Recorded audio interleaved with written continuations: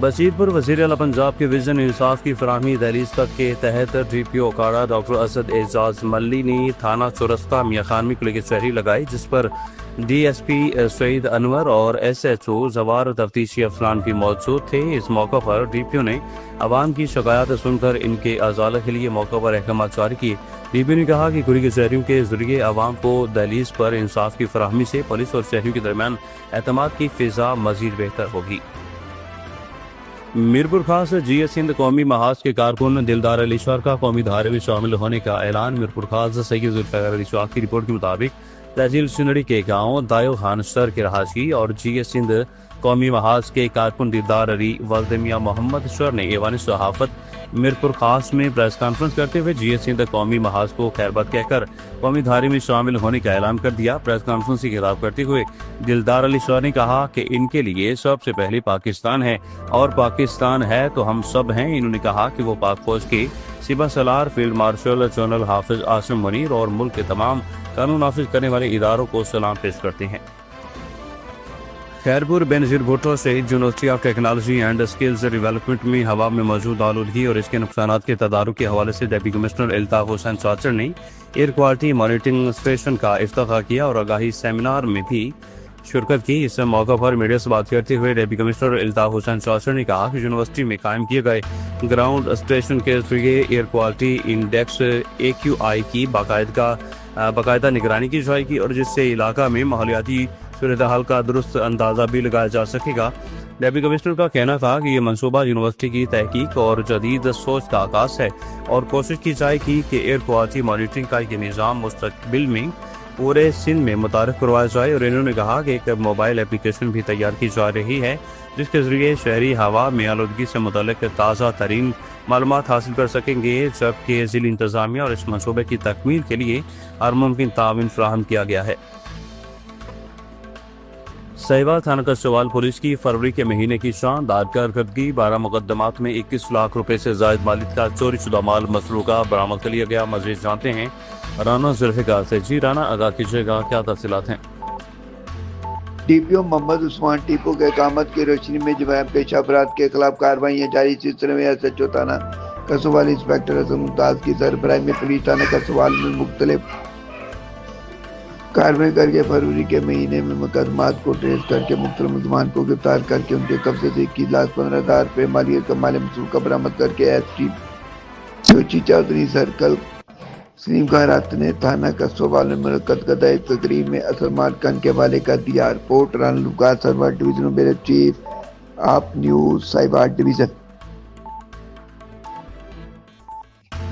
طاہر قریشی کی رپورٹ کے مطابق معاون خصوصی وزیر اعلیٰ پنجاب برائے food safety and consumer production Salma but نے ڈیرہ غازی خان کا دورہ کیا۔ رمضان سہولت بازار، ریڈی بازار اور پناہ گاہ میں دسترخوان کا معائنہ کیا۔ ڈپٹی کمشنر محمد عثمان خالد اور دیگر افسران بھی ہمراہ تھے۔ معاون خصوصی وزیر اعلیٰ پنجاب سلما بٹ نے ڈیرہ غازی خان میں میڈیا سے بات کرتے ہوئے کہا کہ وزیر اعلیٰ مریم نواز شریف نے کم آمدنی والے طبقے کو سہولت فراہم کرنے کے لیے خصوصی رمضان پیکیج متعارف کروایا۔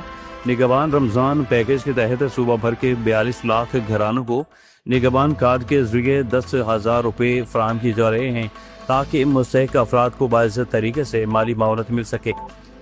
معاون خصوصی وزیر اعلیٰ پنجاب سلما بٹ نے ڈیرہ غازی خان کا دورہ کیا، جہاں انہوں نے رمضان سہولت بازار، پل ڈاٹ اور ٹریفک چوک پر قائم ریڈی بازار کا بھی معائنہ کیا۔ اس موقع پر انہوں نے اسٹال مالکان اور خریداری میں مصروف شہریوں سے بات چیت کرتے ہوئے شہ خوردنوش کی قیمتیں اور معیار کا جائزہ لیا۔ انہوں نے ٹیچنگ اسپتال میں قائم پناہ گاہ کا بھی دورہ کیا اور رمضان دسترخوان مریم کے مہمان کے انتظامات کا بھی معائنہ کیا، جہاں مستحق اور مسافر افراد کو افطاری فراہم کی جا رہی تھی۔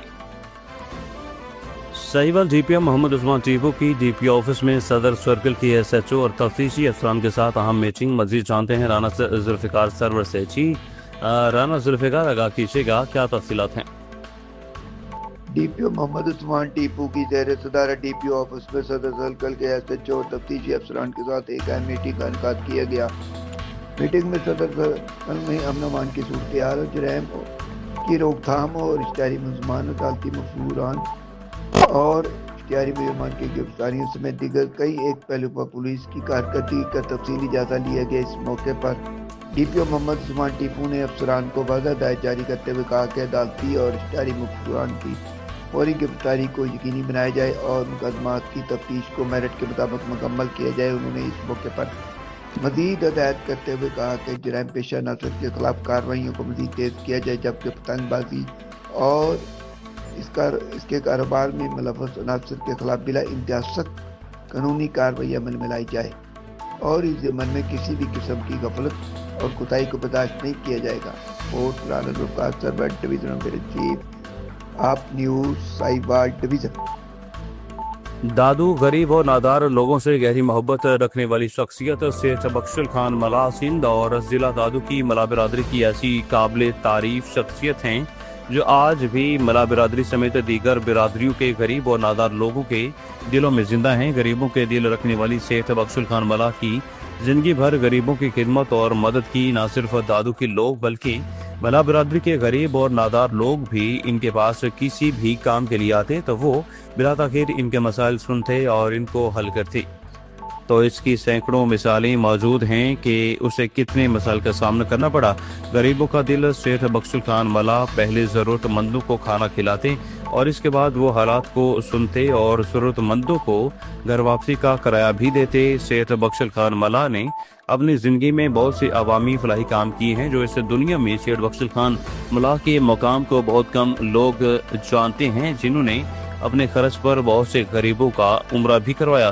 مرحوم سیٹھ بخشل خان ملا 2009 میں رمضان المبارک کی بابرکت مہینے کی 16 روزی کو اس جہان فانی سے رخصت کر گئے اور 17 سال گزر جانے کے باوجود وہ آج بھی سب کے دلوں میں زندہ ہیں۔